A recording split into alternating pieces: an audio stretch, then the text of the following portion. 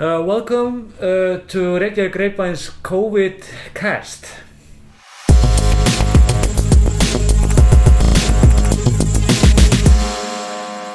My name is Valur Grettisson. I'm an editor-in-chief at Reykjavik Grapevine. And I'm Andie Fontaine. I'm the news editor for the Reykjavik Grapevine. We're going to try to have now a daily, what would you say, like daily episodes, like 20 minutes is a podcast, and also for YouTube and Facebook, and just answer questions about the COVID-19 virus, and also tell people what has been happening in news and stuff like this. Today was quite big. It was a heavy news day. Yes. But perhaps we just start on like what happened today, Andie. Yes. Well, today the Minister of Health, Svandís announced that starting on midnight, March 15th, Iceland will be instituting a public gatherings ban.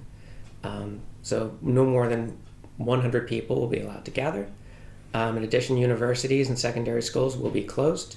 Kindergartens and primary schools will remain open. Mm-hmm. This will likely have an effect on conferences, concerts, and other large events.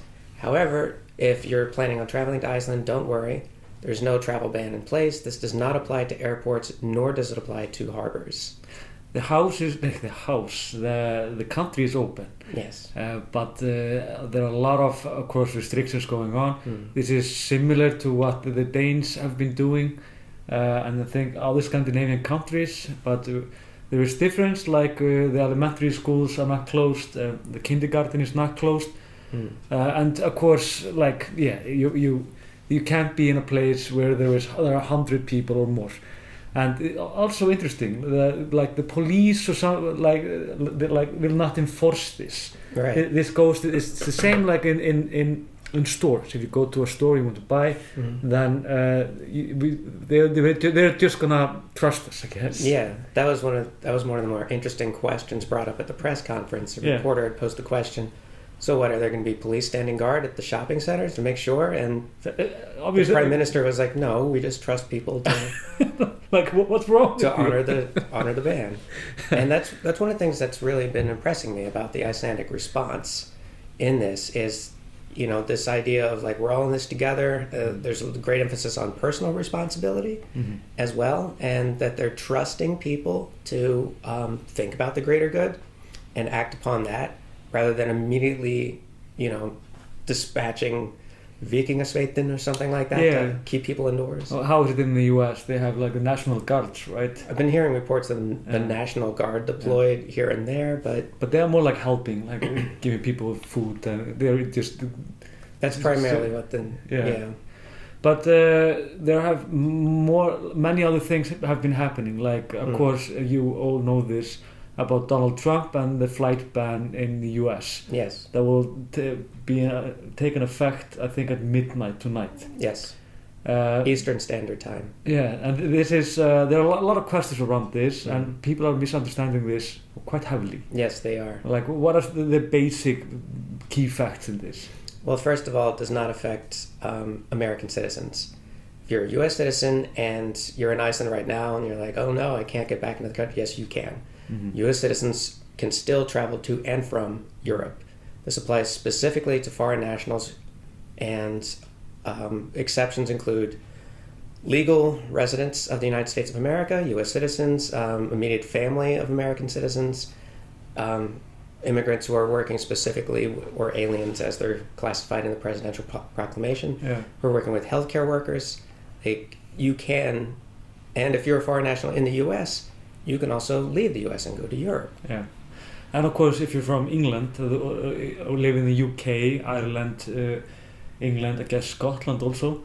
Northern Ireland. And Northern Ireland, of course, you can fly to the US. Yes. Nobody understands this. Nobody in Europe. I mean, it's a baffling decision to think it's not working, and we think it has caused a lot of confusion. And Iceland has responded pretty strongly, I would say, to this. Like we have, the Minister of Foreign Affairs, Grettisson, already saying like, I've met with the ambassador and I want to meet with the State Department to talk about this. We should be exempted.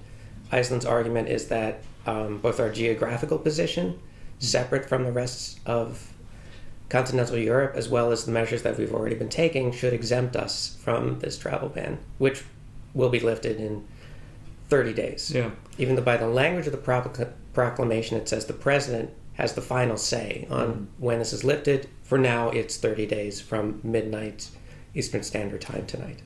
And I mean, of course, all nations are trying to do their best to protect their citizens, and we understand the extreme measures and stuff like this. But we think it's probably helping us more than you, the Europeans, than not you, the Americans.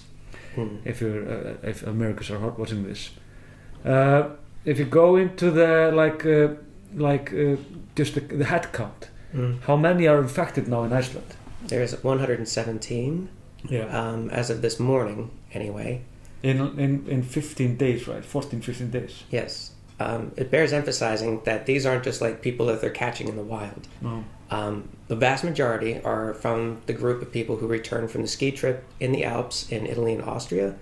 And they came in and they've been testing them. They've already taken something like 1,000 samples. Yeah. These are 80% of the infected ones. Yeah. Are from these two groups: the ski travelers from Icelandic ski travelers from Italy and Austria. Yes, and so as they take all these samples, and as they're running the samples, they get these results. That's why this number is increasing, because the samples that have already been taken, and there's about 1,000, we keep getting results from them. And yes, but there have been instances that have appeared in the wild. Yes, there are two now, and that is mostly the reason that we are going now into this gathering ban. I would think it would be the English word, gathering ban. Public gathering. Yeah. Ban. It's because these two individuals, they don't know how they got infected, or if they have. I think that's the question, and that means that it's spreading in the society in ways we don't know, and therefore they go into these heavier measures than before. We wanted to go through a few questions, to try to answer questions, and we encourage you also, if you're watching this, if you want to know something, just put it in the comment section, if you're watching Facebook or YouTube or whatever. Or you can email us at grapevine at grapevine.is. Yeah, grapevine.is. But perhaps the first one, and it's a tricky one. I mean, the thing is, I don't know, we're not sure about everything here. We can only give you the best answers that the public have gotten in Iceland. And the first question is perhaps why are the elementary schools and kindergarten not closed?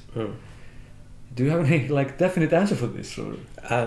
I think it's primarily because children are the virus doesn't seem to affect children, small children anyway, the same way that it does adults and teenagers. They don't tend to get sick. They can definitely transmit it, of course. Yes, and they can get sick, but they tend not to. That's it. Even though the kindergartens and play schools will remain open, the Minister of Culture and Education, Lydia Alfredsdóttir, has asked that children be confined to groups of no greater than 20 at a time. Smaller groups, and I mean, they didn't give any obvious answer for this, but part of it, I would imagine, is also because of the structure of the society, which is if you would close the schools, the whole society would just stop, basically. Yeah. Which is the population in Iceland is quite, I don't know, young. Yes. And the working force is not that much. It would be way devastating for the economy. I think structural questions definitely played into this, because we had to consider that play schools and primary schools are under the auspices of municipalities. Secondary schools and universities are under the auspices of the national government. So it's much more easy to execute a closure of secondary schools and universities, whereas if you issued this for primary schools and grade schools, then you would have to coordinate with every single town and village in the country, and that would be. But if it comes to that, we might. Yeah, this could change any given day. Most of you know, the situation is always changing quite rapidly. It's almost impossible to tell news about this. It changes almost the minute that you hit the dot. Exactly.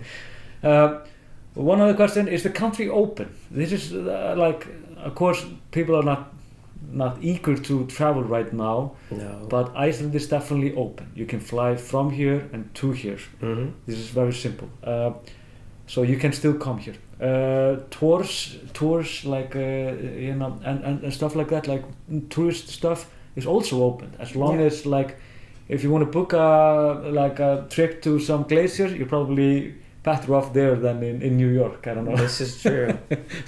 So long as the tours are not greater than 100 people. Yeah, simple as that. And they almost never are they? I mean, we're talking like if you take a Northern Lights tour, it's you and like 30 other folks. Yeah, exactly.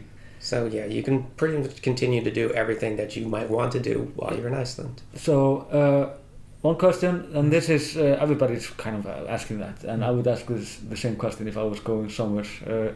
Will I get quarantined if I will come to Iceland? The simple answer is that you will be screened if you're coming from high risk areas like Italy or probably the United States and other. Iceland does screen a lot of countries that are. Well, they're not screening U.S. arrivals right now. They are screening them, yeah, right. But like not heavily, but they are aware that. Well, the U.S. is not defined as a high risk area. Yeah, but they are screening a lot of areas that are not like Vietnam. Right. Okay. I got you. What do you call it? Like defined as high risk areas. Yes. But so like if you have symptoms, something like that. But I mean, if you come from like Italy, your plane will have to go like through specific route. Yes. Then everybody will be screened. If you're coming from the US, you will be screened, but not in like a hectic way as you will be if they were coming from Italy. Yeah, they might aim that fever gun at your forehead or something. Yeah, they would check out your fever, the symptoms. They would ask you some questions. And so let's say that you perhaps have been feeling ill from JFK to here or whatever, and you will be tested positive, then you will be quarantined. It's simple as that. If you want some answers, ask some questions and more answers about that, you can always go to covid.is. This is a very good homepage, which is like.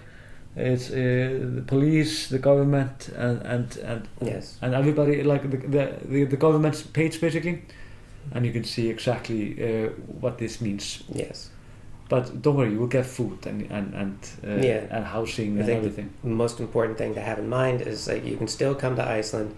If you come from a high risk area, you're gonna be screened, and if you come from a non high risk area, you'll also be screened. But if you don't show any symptoms, you'll just come in. But if you do show symptoms, you may be quarantined. Number 5, question 5 here, or 6 basically. Is there any food left? Yeah, there's food. There's a lot of food here, trust us. Nobody needs to, hoard. You don't need to hoard all the food. There's still food here. It's expensive as hell. The exchange rate is now like 133. Yeah. 133 kroner to the dollar. So I would recommend. Is it okay to recommend people going to tell people where the cheaper supermarkets are? Yeah, yes. Definitely. I mean, bonus. Yeah. Look, there's a yellow themed store that has a pink pig as a logo. Or Kronan are like the cheapest supermarkets. They have all the same items as the other supermarkets, but they're decidedly cheaper. Yeah. And please do not buy bottled water. Please. Yeah, you don't have to. You can, of course, but it's as clean as anything from the tap. From the tap. Yes. Icelandic government respond. How are they responding? How have you liked it? I liked it a lot, to be honest. Mm-hmm. At the press conference that I was at yesterday, one of the things that really impressed upon me was like how seeing a man in a police uniform, Valur, from civil defense, he placed a lot of emphasis on people remaining calm and carrying on with their lives and not letting this get in the way of your daily activities. Iceland has been responding proportionately. They put a lot of resources into information, making sure that all the right information gets to people all the time. We have our chief epidemiologist, Thorolfur Grettisson, and he may always trip over. He emphasized that, it's with public gathering bans, it's important not to do them too early nor too late, but now is the right time to institute them. I think it's that proportionate response, rational response, an emphasis on personal responsibility, and placing a lot of trust in people's basic goodness. They're also, and they are focusing on health and the nation itself. Yes. The economy response is different. Yeah. And it's not as high as a priority as the other one. No. The economy will always get bruised up in this. We know this, but we can't even think about it until afterwards. Exactly. So it's I think they are also categorizing this correctly. You feel like in other countries they are more focused on the industry, like on the economy. Than ever the health issues themselves. I know. It's incredible. Like to see the U.S. Fed having injected $1.5 trillion to lending markets in the hopes of like rebounding the economy, and that lasted all of 20 minutes. Yeah. Think of what $1.5 trillion could have done to like help screen for COVID and get doctors and nurses out there. Yeah, it's amazing. Yes. I love this question. Are Icelanders panicking? I think you would be the best to answer. No, they're not panicking. They're kind of both. It's like... Yeah, it really depends. Like when the U.S. travel ban news first broke in this... we were just pissed because of it. Yeah, and also there's a lot of misunderstandings as well. Yeah. Like in certain groups for tourism industry workers, there were people who thought that it meant that travel between the U.S. and Europe was now completely cut off. Yeah, and that caused a slight panic. I was at the grocery store yesterday, and it was busy. There was a lot of toilet paper being bought up. For sure. But we have toilet paper, a lot of it actually. We do have a lot of toilet paper, but for the most part, no, I think people are... Yeah. I don't know. It's like the general attitude of Icelanders of like "Þetta rettast," which is like the national motto in a way. Like it'll all work out in the end. Yeah, I feel like it's like the crisis mode is kicking in. It's like we know how to crisis. Both like in bad weather, like storms and stuff like this. When you have like a natural disasters like volcanoes or earthquakes. Mm-hmm. So it's kind of the same feeling right now. We just definitely so. It's just a really slow storm feeling. It's like if you think about it, it's like a red signal, red warning. But it's just like it takes like 2 weeks now to go through it instead of like one night. Yeah, to carry on with your life. Use gallows humor. If it there's a lot of dark humor going on in Icelandic social media to help. Yeah, which I think helps alleviate the mood a little bit.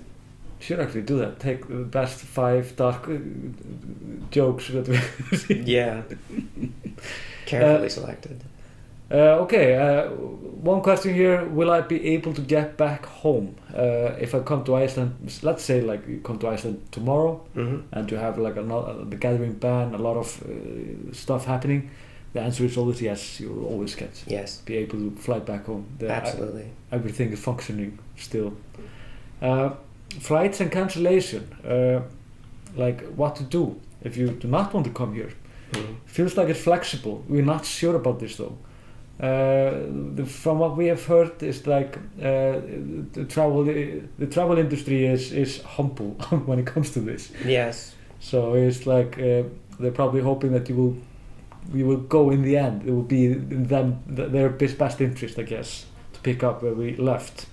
Definitely so. Perhaps how long will this take is kind of the question that everybody's asking.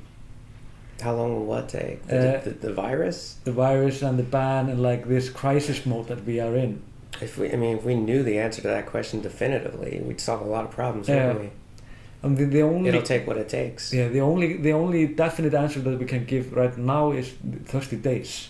Yeah, roughly. It's like that's the ban that we are. The gathering ban is 30 days. Mm-hmm. We feel like the virus is picking up also in Iceland.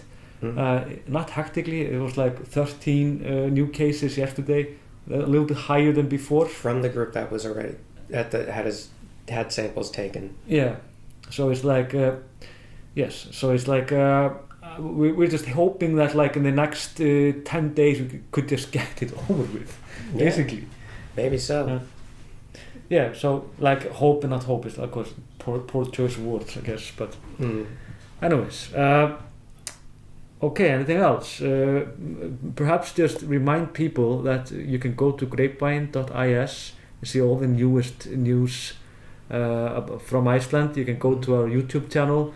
I've been doing fast-splaining, like trying to explain like simple things when it comes to everything, like the government respond, how the coronavirus came to Iceland, and of course this thing with Decode, which is Decode Genetics. They are screening everybody now. It's interesting. They just started that today, I think. Yes. And they are gonna screen everybody, and they have already booked, I think, like 17,000 people. Yeah, they booked 17,000 people. me among others. Yeah. I'm gonna check it out. So that would be interesting. And they will do that now, at least in 2 or 3 weeks. 17,000 people. So that would be very interesting. So yeah, if you're watching this on YouTube, please like and subscribe. If you're watching this on Facebook, then please like and share and comment if you have questions. We will address it in the next episode, which will be on Monday, not this weekend, because we don't get paid to be here over the weekend. Joke. We're always working. So yeah, thanks. Thanks for tuning in.